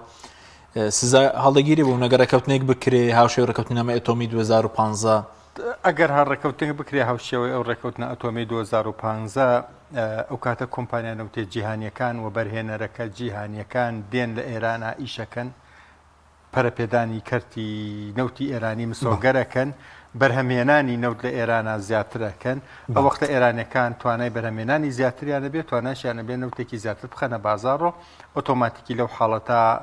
نرخی نەوت چاوەڕێک لێ دابەزێت بەزوەکو ئەمریکیەکان دەیانەوێت نرخی نەوت دابەزێ ئێستاگوێمان لە دیداری سەرۆکیەکێتی و دەیگو ئەمریکەکان لە کۆبوونەوە بێمان وتوە دەیانەوێت نرخی نەوت بەرمیلێک نەوت بێتە 45 دۆلار خواستێکی ئەمریکەکان هەیە بۆ ئەوە یاخود لە بەرژەوەندی ئەمریکا نرخێنەوە دابەزێت ئەمە پرسیارێکی تۆزێک ئاڵۆزە بێ ڕوونیکەینەوە ئەمریکەکان حەز ناکەن نەوت گران ببێ بۆ سەروی 80 دلار و 90 دلار و ئەمانە لەبەرەوەی ئەمە هەڵاوسان دروستەکە هەڵاوسان دژی ئامانج و سیاسەتەکانی ترامپە دەنگدەرەکانی لێ ئەتۆرێنێ بەڵام وەکی تریش ئەمریکەکان نایانەوێت نرخی نەوت لە 60 دلار و ئەوانە دابەزێ لەبەرچی لەبەرەوەی بەشی هەر ئێستا ئەمریکەکان خۆیان گەورەترین بەرهەمێنەری نەوتی دنیان هەموو ڕۆژە نزیکەی 16 ملیۆن بەرمیل نەوت بەرهەمێنن بەڵام چ نەوتێک بەرهەمێنن نەوتی شێڵ بەرهەمێنن ئەم نەوتەی ئەوان توێچی بەرهەمێنانی زۆرە لە بڕێکی کێڵگەکانیانە بۆ هەر بەرمیلێک نەوت نزیکەی 62 دلار خەرجەکەن بەڵێ عادەتەن نەوتی ئەوەی خۆراوای تەکساس بازاڕەکەیان هەرزانترە لە هی دنیا تۆ ئەگەر نرخی نەوت بەش لە 60 دلارە بوەستێ ناچی لە کێڵگەیەکە ئیش بکەی کە 62 دلاری تێبچێ بۆیە ئەگەر نەوت دابەزێ بۆ ئەمریکەکان زیانە هەزاران کەس دەرفەتی کار و بزنس و بازرگانی لەدەستەدەن و هاوکات ئەو ئێستایەکێک لەو شتانەی ئەمریکەکان هەمیشە پێیان وایە خاڵی بەهێزی ئەوانە شانازی پێوەکەن ئەوەیە بوون بە یەکەمین بەرهەمێنەری نەوتی دنیا گەورەترین لە سعودی و رووسیا زیاتر بەڵێ ئێستا نانەوێت ئەم پیشە سازیە ئەم سێکتەرە مهمەی ئابووری ئەمریکا وێران بکەن لەبەر هەنێ سیاسەتی هەڵەشە بۆیە ئەمریکەکان حەزەکەن نەوت هەرزان بێ بەڵام لە حدێکی دیاریکراوە ینی لە ساڵ ینی بۆ ئێستا ئێمە لە سەرەتای نزیکەی نیوەی ساڵین بڵین 2024 لە ئاستی 2025 ینی پێشبینی کراوە بۆ کۆتایی 2025 دیارە نرخینەوە چەند دەبێت ممکن نییە لە ئاستی کورتمەودا کەس پێشبینی بکە نرخینە بتوانێت پێشبینی نرخی نەوت بکە لەبەرەوەی 1001 فاکتەر هەیە بە دقە و سەعات نرخی نەوت بەرزەکەن و نزمەکەنەوە بەڵام کۆمەڵە ئەساسیاتی اقتصادی هەیە کە تا حدێکی زۆر هەمووان لەسەری ڕێکن یەک تا ئەم نادڵنیایی و مەشاکل و گیر و گرفتە ئابووری و بازرگانی و جیۆپۆلیتیکانە لە دنیا هەبێت تا ئیداری ترامپ بۆ جۆرە ئیش بکە کە ئێستا کردوێتی هیوا بەوەی کە گەشەیەکی ئابووری نۆرماڵ هەبێ وەک ئەوەی کە ساڵە پێش ئێستا پێشبینیەکرا 2 لە 3 لە 4 لە ئابووری پێشکەوتەکانی دنیا بێ هیوایەکی زەعیفە ترس لە داکشان ترسێکی بە قووەتە ئەگەر داکشانیش نەبێ ڕیسێشنیش نەبێت تا حدێکی زۆر گەشەی ئابووری لە بینی 0 لە 101 لە 100 لەو ئینانە پێشبینەکانی IMF بەشی هەرە زۆری بۆ ئابووریە گەورەکانی دنیا جگە لە چین باسی ئەوەکە بۆیە لەم حاڵەتا تا حدێکی زۆر واقعی نیە چاوەڕێ ئەوە بکەین نرخی نەوت لە سەروی 75 دلار و 80 دلار پێشبین دەکرێت لە بینی 60 بۆ 70 دلار بێ من خۆم ناتوانم پێشبینی بکەم بڕۆم بە هیچ پێشبینێکیش نییە کە بڵێ ئەوە بەڵام نە زۆر هێندە بەرز ئەبێتەوە کە خەڵک شۆک بکە باش هەڵام سەدەمی کۆرۆنا هات بۆ $20 وێ $20 ئەو حاڵەتێکی تایبەتی ئێستا بوون لە هەندێک حاڵات گەشتە $140 بەرمیلێکەوە باش ئەوانە ساڵی ڕابردوو لە ساڵێکا 5 ڕۆژ $140 2022 زۆر بەرز لە سەردەمی کۆرۆنا تەنانەت بووە نێگەتیڤی زانانی ڕۆژگارێکە بوو نرخی نەوت ئەگەر نەوت بکرا پارەت وەرەگرت یعنی ئەمە شێتیە ئەمە بە حساباتی بازرگانی وا ناکرێت بەڵام مە حاڵەتێکی تایبەتیە 2 ڕۆژ لە ساڵێکاوا بوو ئێمە باسی معادلەکەین ئەڤرج باش دوای دیمە خزمەتکار جەناب لەسەر نرخینەوە دووە ئێستا ئەوی لەگەڵ کاک محەممەد باسی ئێران و ئەمریکامان کرد یاخود ئەگەر رووسیاش بڵین نەوتی رووسیش ئێستا کە سزای لەسرە ئێستا بێتەوە ناو نەوتی جوانی کاریگەری دەبێ خۆگەر شەڕی ئۆکرانیا ڕابگیرێ خۆی زانچی ئەوسازیان یعنی خۆی تەمان بابەتی وەکو جنابی مامۆستاش ئاماژە پێکرد هەر بابەتێک تۆ جنابەت شیبکەیتەوە خواست و خستنە ڕووی لەسرە بنەما ئابوووریەکانی لەسرە بۆیە جگە لە تەمان ئەمە بنەما ئابوووریەکان علاقی نییە بە بابەتی دۆخی سیاسی و شەڕ و بابەتانن یعنی ئێستا بینیتان جەنابتان کە کاتێککە بوو بە شەڕی ئۆکراین رووسیا و ئۆکراین بنمونە کێشەی غاز دروست بوو لە ئەوروپا هەندێک لە بۆچوونەکان وا بوو کە ئەوە ڕێککەوتن هەیە لە بینی ڕێککەوتنێکی با بڵێن ناڕاستەخۆ هەیە یاخود ژێربەژێر لە نێوان ئەمریکا و رووسیا بۆ ئەوەی دژایەتی کێ بکەن ئەوروپا بکەن و ئەوروپای پێ لاواز بکەن بەو شێوازە کە هەناردەکردنی غاز بۆ خستنە ڕووی غاز بنمونە وایان زانی کە بەو شێوازە فشارێکی زۆرە خەنە سەر رووسیەوە و شەڕەکە ئەبنەوە بەڵام سەرکەوتو نەبوون بەو شێوازە وایان کرد کە نرخی سوتەمەنی لە ئەوروپا هەمووی زیاد بکە بۆیە بابەتی نەوتیش ئێستا لەم دقەیەکە بینیمان بنمونە ئەگەری داگیرسانی شەڕ و ئەو بابەتانە کە لە بینی ئەمریکا و ئێران یاخود ئیسرائیل و ئێران رووسیا سعودیە زوو ڕایگەیاند کە ئەتوانێت بنمونە پشکەکەی ئێران قەرەبوو بکاتەوە وەکۆی کاتی خۆی بیرتانە جنابتن ئەو گەمارەوەی کە سەپێنرابوو بەسەر عێراق بنمونە تا ڕێکەوتنی نەوت بەرامبەر بە خۆراک و این کرا دەرمان کرا سعودیە و کۆیتە ئەوان وتیان ئێمە پشکەکەی عێراق قەرەبووەکەن بۆیە لێرە کۆمەڵێک وڵات هەن کە ئەگەر تووشی بەرمهێنانی نەوت و فرۆشتنی نەوتەکە تووشی قەیران ببێ ئامادەن با بڵێن پشتی ئەو وڵاتە قەرەبوو بکەنەوە ئێستا شۆک و جەنابتان باش ئەزان و جەنابی مامۆستاش ئاماژە پێکرد کە عێراق وەکو وڵاتی پێنجم لە ئاستی جیهان لە ئاستی بەرمهێنانی تقریبا 4,300,000 تقریبا بەرمهێنانی نەوتی هەیە 3,170,000 بەرمیل ڕۆژانە هەنادە دەکە بەڵێ ئاخر بەرهێنانەکە غیری هەناردەکردنەکە جەنابتان ئەزان بەڵێ جگە لەوەی کە ڕێکخراوی ئۆپک پلاس هەیە بنمونە ئەوش کاریگەری هەیە لە ئۆپک و ئۆپک پلاس کە بڕیار بدەن بنمونە بە پێچەوانەی ویستی ترامپ بنمونە ئیش بکەن هەناردەکردنی نەوتەکە بەرهێنانەکە ڕاگرن و هەناردەکەش ڕائگرن بەو شێوازە کەوای لێ بکەن کە نرخی نەوت زۆر دانەبەزێ بۆ ئاستا یعنی بنمونە ئێستا ئێمە بۆ ئابوورێک وەکو ئابووەکو عێراق کە ئێمە کولفەی بەرمهێنانی دەرهێنان و بەرمهێنانی یەک بەرمی نەوتمان کە $10 لە چاوی ئەوەی کە جەنابی مامۆستا ئاماژە پێکرد لە هەندێک لە کێڵگەکانی ئەمریکا لە $60 هەندێکیان هەیە لە $33 تا $40 ئەوەی ئێمە زۆر کەمترە ئەوەی سعودیە کەمترە بەڵام ئەوەی کوردستان گرانترە لەبەرەوەی جنابتان ئەزان تۆپۆغرافیای کوردستان شێوازی نەکە دەرهێنانەکە و با بڵێن لاینە هۆنەرەکەی تەکنیکیەکەی زۆر گرانترە لەوەی کە لە عێراقەیە و لە دەشتەکان هەیە و لەو شوێنانەیەکە تەختن بۆیە لێرە بەم شێوازە ئێمە حتا ئەگەر ئاستی نەوتیش دابەزێ حتا دابەزی بۆ 29کەش ئێمە ئابوووریەکەمان وەکو پرۆسی دەرهێنان و فرۆشتن و پارە پەیداکردن خودی پرۆسەکە لە زەرەر نییە بەڵام حکوومەتی عێراقی ناتوانێت تحملیەوە بکە کاتێکە لە بودجێ عێراق ڕای ئەگەینێ بنمونە ئەڵێ من لە $70 خەمڵاندومە ئێستا باس لە $60 بنمونە بۆ 25کە باس لەواکەن سەخشتەکانی بودجێ 2025 پسند نەکراوە بەڵام ئەوەی ساڵی باس لەواکەن کە لە $60 بێ بۆیە لێرە خەرجیاتی بەکارخستن و بە تایبەت لە نێوان دوو کەوانە موچە ڕێگەمان پێ نادات کە نرخی نەوت کەمتر بێ لەوە ئاستا بۆ لەبەر ئەوە ئەگەر بەو شێوازە بێ خەرجیەکانمان زۆر ئەبێ داهاتەکەشمان زۆر کەمە بێ بۆیە ئەو بۆشاییە ئەوەی کە پێ ئەوترێ عەجز کورتهێنانەکە زۆرە بێ ئابووری عێراق دەرەقەتی ئەوە نایەت بۆیە ئەگینە وەکو خودی پرۆسەکە تێچووی دەرهێنان و فرۆشتنی نەوتەکە لەگەڵ ئەو پارێکە پەیدایەکەین لە ئاستی کاتی کۆرۆناش بێخوا دووبارەی نەکاتەوە ئینشاءڵڵا لە 29 دلار و کەمتریش بێت ئەو مشکلەمان نییە بەڵام چییە حکوومەتی عێراقی دەرەقەتی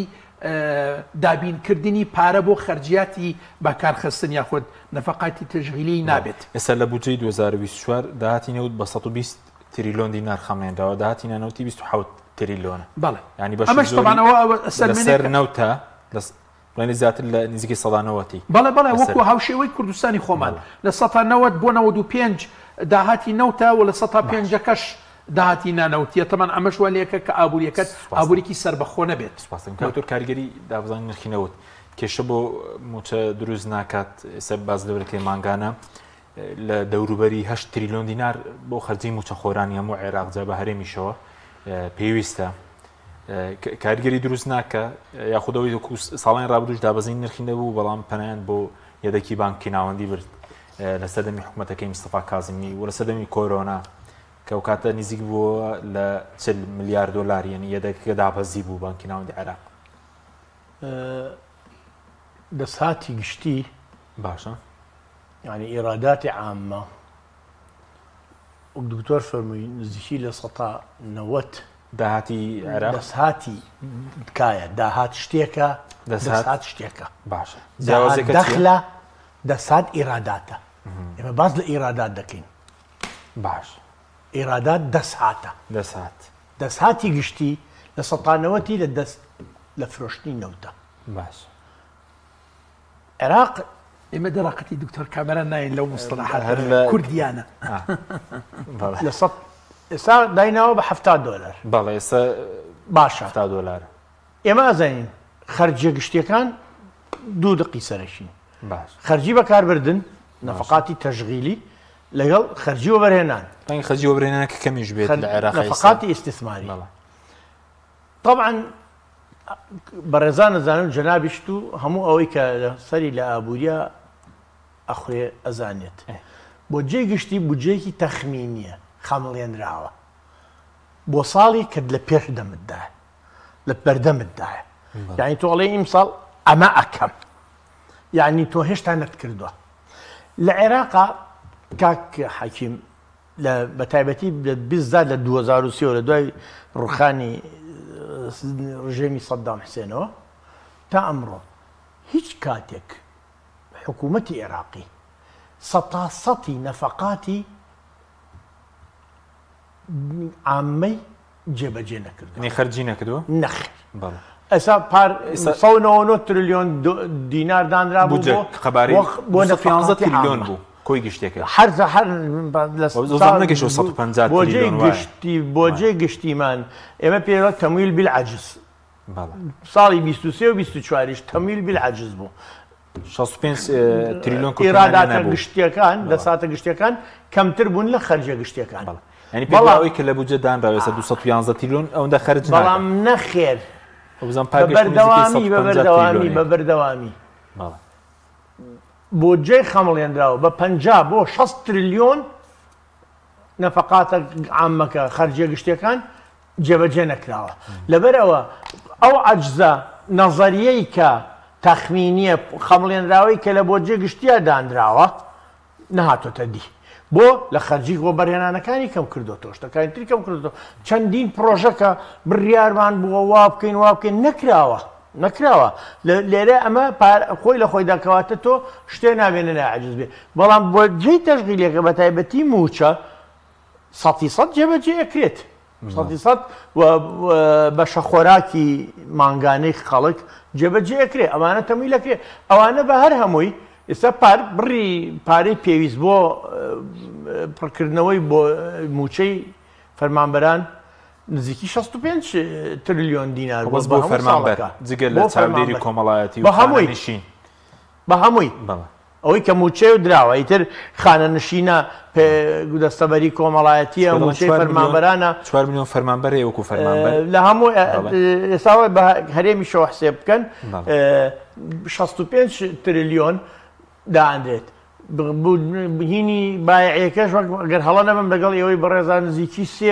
3.5 تریلیۆن دینارە بۆ ساڵانە بۆ بەشە خۆراک. ئەمانە هەندێک خزمەت گوزاریەکانی وەکو خزمەت گوزاری پزیشکی خوێندن ئەوانش پارەوە دائەنرێ، یعنی نەفقاتی تەشغیلیەکە نزیکی لە ١٧ بۆ جێ عێراقیە. خۆ نەفقاتی تەشغیلیەکەش هەندێکی لێ ئەگرێتەوە لە ١٠٠ نییە، بۆیە لەبەرەوە قەت لەوە نەترسی بۆ جێی گشتی لە عێراقا عاجز بێنێ، عاجز نییە کورتێنان نییەوەی کە دەڵێن کاکە عاجزی فعلی نییە، عاجزیدا سەر وەرەقەیە و هیچی تر. تۆ دەڵێ چیکار من یەک تێبینیم کاک دکتۆر ئەو عەجزە فعلەن عەجزی فعلە زانانی عەجزی فعلی یعنی چی؟ ئێستا ئەم دقیق قسەی تیاکەین لە عێراقا مەکتەب هەیە، خەسەخانە هەیە، پرۆژەی جادە هەیە، پرۆژەی پرد هەیە لە 2012 و 2013 دەستی پێکردووە تا ئێستا تەواو نەبووە. نمونەیەکی تری عەجزی فعلی لە هەرێمی کوردستانە جادەی سلێمانی ڕانیە و قڵاتسێ، جادەی سلێمانی کەلار و گەرمیان 15 ساڵە دەستی پێکردووە تا ئەم دەقەت تەواو نەبووە. حکومە ناتوانێت تەمویلی بکە، لە هەموو یاسابوجەکانیش هاتووە تەمویلی بکە. وەکو خۆت وتر تەنیا موچە بە فعلی دابەشەکرێ، بەڵام هەنێ جار دەست ئەبن بۆ ئەوەی کە پێوتریا بیمەی کۆمەڵایەتی و دابینکردنی کۆمەڵایەتی مەسەلەی بایەکە هەنێجار موادەکانی کەمەکەنەوە،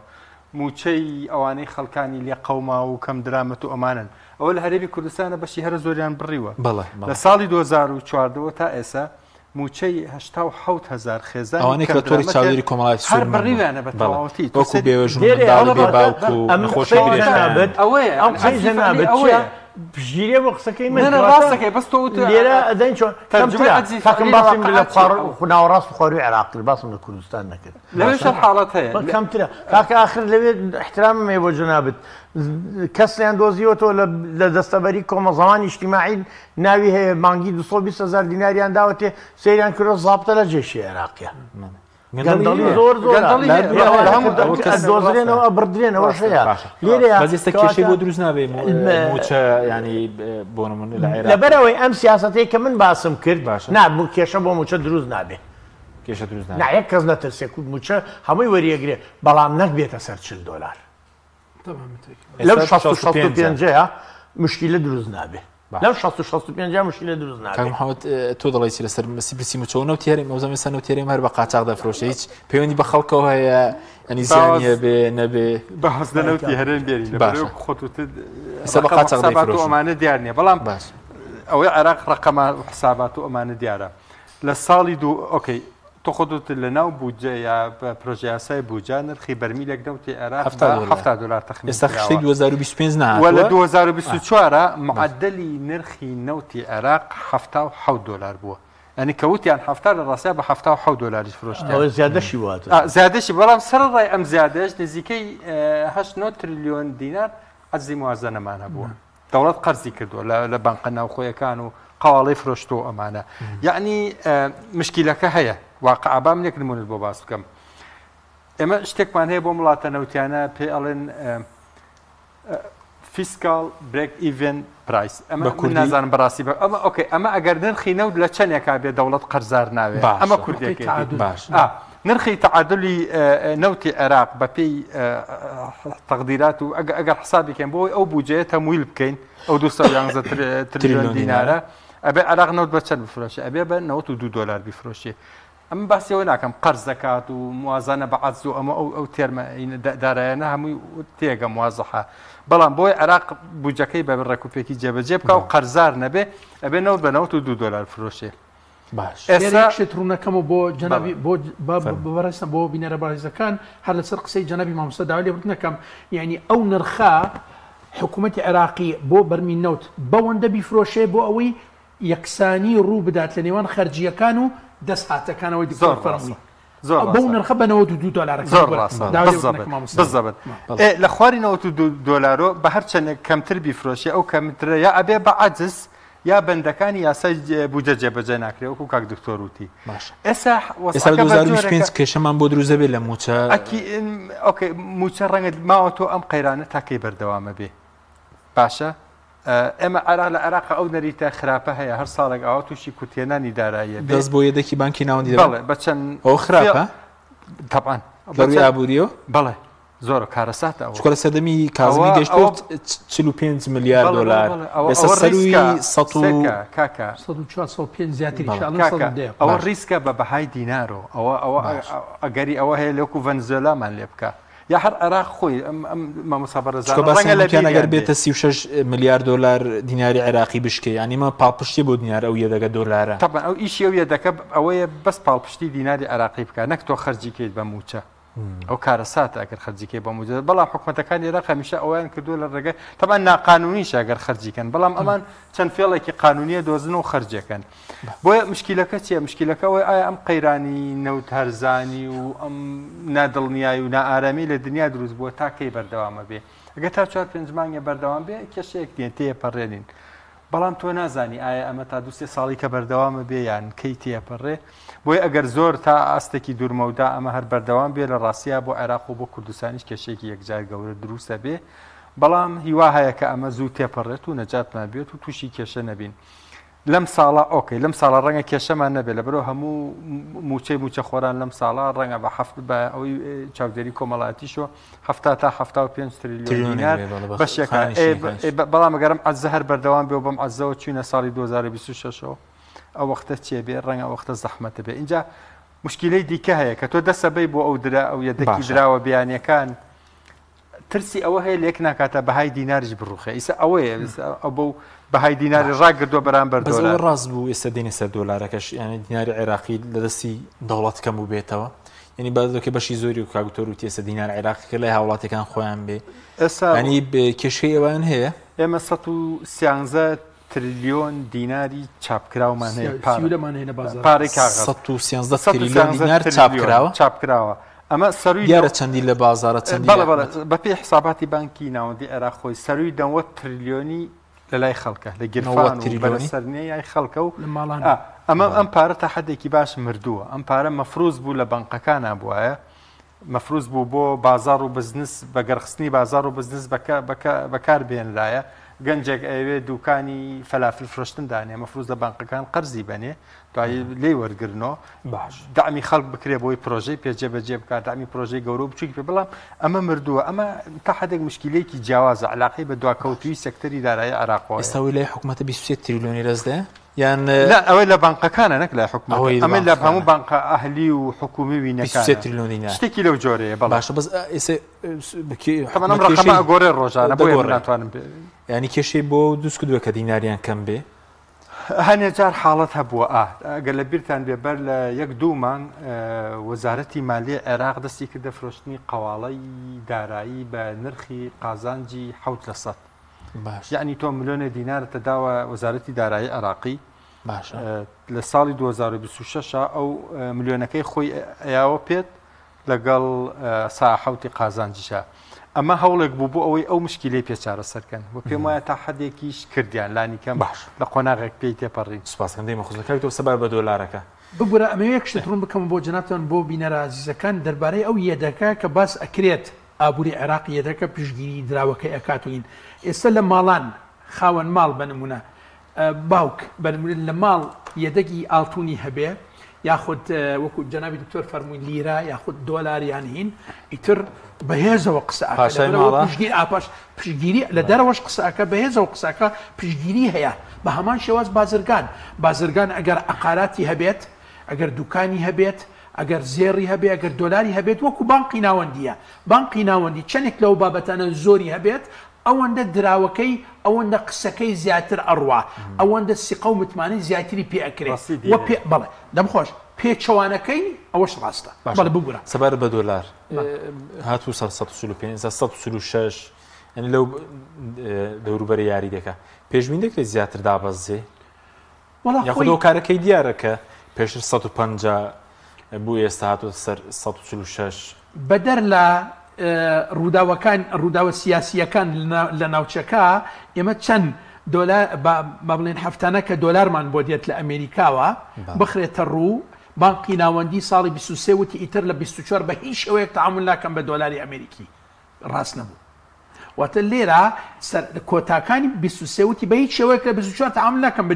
بە دۆلاری ئەمریکی بەڵام وا نەبوو بەزیستە لە ناوخۆی عێراق مامەڵەی خانوبەر لە ناوخۆی عێراق بێ ماوس مشارەکانی عێراق هەر لە عێراق بە دینارە بە بەس لە کوردستان بە دۆلارە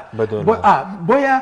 من یەکی لەو کەسانە بووم کەوتم ئەگەر وا بکە حکوومەت فعلا حکوومەتی عێراقی ڕاست بکات و فعلا وا بێت کە ئیتر تعامل نەکا بە دۆلاری ئەمریکی بەس تەنها بۆ معاملاتی دەرەوە نەبێت سعر زۆر نزیکە بێتەوە لە 135 و 36 کەمترە بێ لە 140 بەڵام وا نەبوو ڕاستی نەکرد ئێستش کە بڕیاری داوتی ئیتر تەنها بنووکی مۆراسی لە ئەو بابەتانەیە وتر حواڵاتی دەرەوە لە ڕێگەی ئەوانەوە بێت تەسەور ناکەم ئەوەش پێشکەوتنی خۆی نەبینەوە سەکۆی ئەلکترۆنی زۆربەی بازرگانەکان مامەڵیان بڵێن بە شێوی حواڵە بۆ بکەن و ینی کەمتر پێویستیان بە دۆلاری کاش بێت دۆلاری کاش بێت و ئەوەش کە ئلکترۆنیە بنمونە ئەنێردرێت بۆ شوێنی مەبەست لە وڵاتان بۆ هەوردەکردنی شتومەک بۆ پێداویستەکانی ناو عێراق بۆ بازرگانەکان و بۆ ئیش و کاروبار ئەوەش زۆر ڕاست نییە وابزانام هەر لە کەناڵەکەی بەڕێستان پێشتر باسی بازرگانی گەورەی هەرێمی کوردستان کردوتی لە ماوەی 3 مانگ من هەموو دۆکیومنتە ڕسمیەکانم پێشکەش کردبوو بۆ هاوردەکردنی شتومەک بە تقریبا بە بڕی 10 بۆ 11 میلیۆن دۆلار وتی دوای 3 مانگ پێم وتراوە خەرج ناکرێت هەموو بەڵگە ڕسمیەکانم تەقدیم کردبوو پێشکەش کردبوو لە ڕێگەی سەرکۆ ئەلکترۆنیەکە وتم باشە بۆ ڕەتکراوەتەوە بۆ قبول نەکراوە نەمزانیوە وتی نەمزانی کەەوە کارڕەنگە پەیوەندی بێ لەگە هەندێک بازرگان ئەو ئاسانە حواڵە حواڵەکردن نەک پەنان بەنەبەر دۆلاری کاش سەرکە خۆی دوو حاڵەت هەیە نەزاریان مەفروزە بانقەکان بانقی بازرگانی عراق بە تایبەتی باش تەمویلی حواڵاتی بازرگانی نێودەوڵەتی بکە باش مەفروز ئەمە کێشە نەبێ طبعا هەموو بانقەکانی عراق بەبێ ئیسtisنا لەبەر ئەوەی بێمتمانن لەبەرەوەی هەر یەکە و بە سیاسی و بە حیزبێکەوە گرێدراوە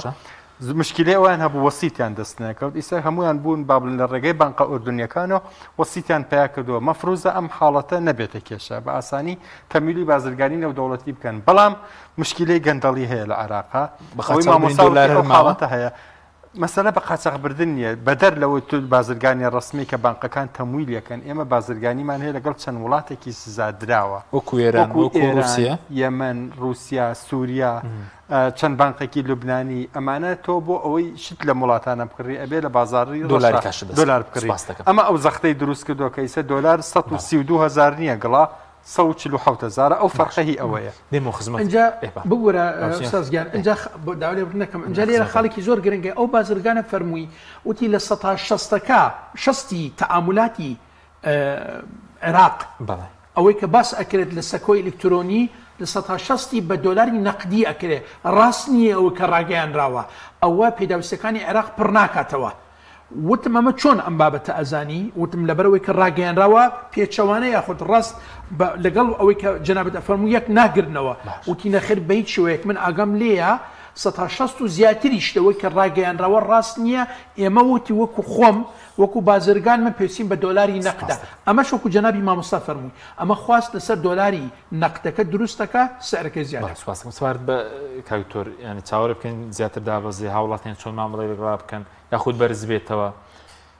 دوو بابەستی مەسلەی بەرزبوونەوەیان نزمبوونەوەی دۆلار بە شێوەیەکی گشتی لەسەر ئاستی جیهان بەهای هێزی کڕینی دۆلار بەرامبەر تەواوی عملات دراوە جیهانیەکان دابەزیوە بەرامبەر یۆرۆ بەرامبەر جونەهی ئستەرلینی پاوەند بەرامبەر یەن بەرامبەر بە تەواوی ترە و پارانی کە ئەمڕۆ لە ئاسی جیهانی دابەزیوە بەڵێ بە ئاسی جیهانی دابەزیوە بۆیش لە عێراقیشە ئەمڕۆ باسییان لە 144 شتیوە بەڵ هاتە سەر 145 دوێنێ ئەمڕۆ بڵێن 146 یانی لەو دەوروبەر 46 ئەمە علاقی نییە بە حەجمی بانق مرکزی سیاسەتی مالکی مرکزی عێراقی زۆرکردنی بڕی دراوی خراوە ڕووی دۆلار لە ڕۆژانە هەرچەند ئێستا بانقی مرکزی عێراقی ڕۆژانە کە دەوامی ڕسمی هەیە نزیکی 300 میلیۆن دلار ئەفرۆشێت بە کاش و بە حواڵە ئەمە زۆرە پێشتر ساڵی پار باشترین ڕۆژانە ئەچۆ 200 میلیۆن دلار ئێستا ینی ئەتوانین بڵین لە 150 بڕی فرۆشتنی دۆلار زیادی کردووە ئەم بڕی کە بڕی دۆلار زیاد دەکا بۆ فرۆشتن خستنە ڕوو زیاد دەکا خواستیش نسبیەن نەگۆڕە ناڵێن نەگۆڕە مطلقی ئەمە نابێتەوەی ئەوەی کە دەبێتەوەی نەختێک دینار هێز پێ ئاکاتەوە وەکو بینیمانە و بە چای خۆمان بینیمانە پار لە 152 156 8,000 دینار بۆ 100 دلار ئەمە بڕێکی گونجاوە یعنی باشە من بە تەوەقعی من ئەگەر عێراق بەردەوام بێ لە فرۆشتنی ڕۆژانەی دۆلاری لە بچێتە سەر و 300 بچێتە 350 بۆ تا 400 ملیۆنی ڕۆژانە دینار بە ئاسایی نرخی ئاڵوێری 100 دلارێتە 140,000 دیناریش ئەمە لەلایەک بەس ئەوەی کە سیاسەتی ترامپ ئەیەوێ ئەوەی پێم وتی ئەوێ خۆی نرخی دۆلار لە بەرامبەر نرخ دراوەکانی تر دابەزێنێ بوو ئەوەی هەناردەکردنی ئەمریکا زیاد بکە و هاوردەی ئەمریکا کەم بکاتەوە ئەوە تەسیری خۆی ئەبێت لە بەرامبەر هەرچی دراوی دنیا هەیە نەک تەنها بەس دیناری عێراقی کەواتە لێرە تۆ ئەبێ بزانی ئایا شتەکە پابەندە بە پەیوەندی هەیە بە کاروبار و بارودۆخی ئابووری عێراقەوە یان مەسەلە پەیوەندی بە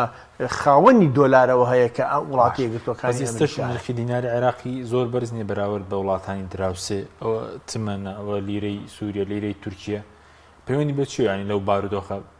ئێمە ئەزانی قەت کاک حەکیم ئێمە ئەڵین دۆلارێک ئەوەندە تمەنەیە باش دینارێکیش ئەوەندە دۆلارەیە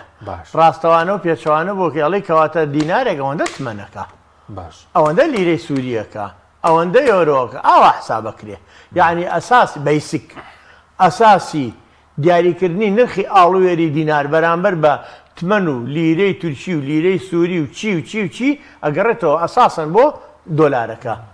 دۆلارەکە ئەوەندێت دۆلار بەرامبەر دینار ئەوەندەیە درۆل بەرامبەر فڵان دراویش ئەوەندێ بۆ دیناری عێراقی بەرزە بەراورد بە وڵاتانی پارەی ئەمە بانکی مرکزی عێراقی دیاریەکات کە دایناوە لە ڕسمیاتە نرخی ڕسمیمانەیە و نرخی بازاری ڕسمیمانێ نرخی بازاری هاوتەریمانەیە بازاری موازی پێوترێ بە عەرەبی ئێستا لێرە ئەوە بازاری موازی پێوترێ بازاری هاوتەری بە تێگەشتی بازاری ڕەش نییە چونکە قاچاغ نییە و بازاڕە کە هەیە پێوترێ بازاری موازی فەرقەکەی دەکاتە نزیکی 15,000 دینار تێگەشتی بۆ 100 دلار ئەمە علاقەی بە حەجمی بازرگانی عێراقەوە هەیە لە دەرەوەی مامەڵە ڕسمیەکانی کە بەڕێزانە باسییان کرد بە تایبەتی لەگەڵ ئێران و ئەمانەیە کە قەدەغێت و تەعاملاتی بازرگانی هاوڵات چۆن مامەڵی لەگەڵ بکە لەگەڵ دۆلار هاوڵاتی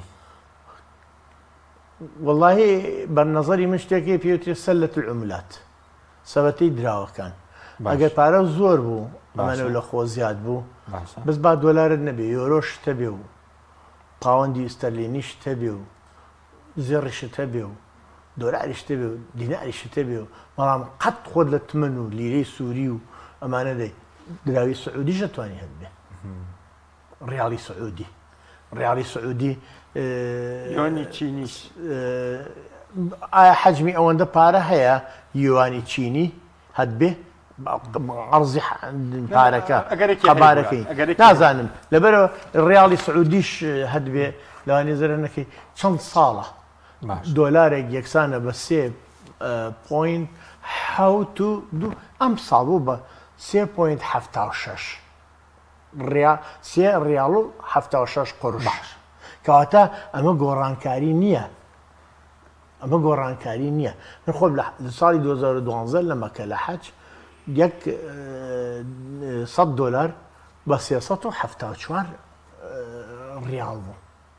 ئێستا بە 376 ئەمەکەی نەژان بڵێن سابت نسبیان سابت مطلقاً ئەتوانی کەواتە زەرەر لەوانەش ناکەیت بەس ئێستا کە دۆلار دابەزی طبعاً ڕیاڵیش بەرزە بێتەوە لە ئاستی دۆلار یان جونەیی میسری قەت خۆتی لێ نەدەیت ئەمانە لە وڵاتی ئێمەش ئێمە ناتوانین باز لە شیکڵی ئیسرائیلی بکەین چونکە بە قانونی عێراقی مەمنوع تەعامل لەگەڵ ئەگەر ڕێکەوتنی ئێران و ئەمریکا کاریگەرێکی تۆی نابێت لەسەر تمەن ئەگەر ڕێککەون سیرکە ئێستا دێنێ من لە ڕوودا و راپۆرتێکم بینی ڕوودا و 2 سعات هەموو ڕۆژێ سعات 6 ئێوارە تا حوت نیر سعات هەواڵەکانیان هەیە دەربارەی ئێرانە ڕۆژهەڵات هەواڵەکانی ڕۆژهەڵاتی کوردستان و ئێران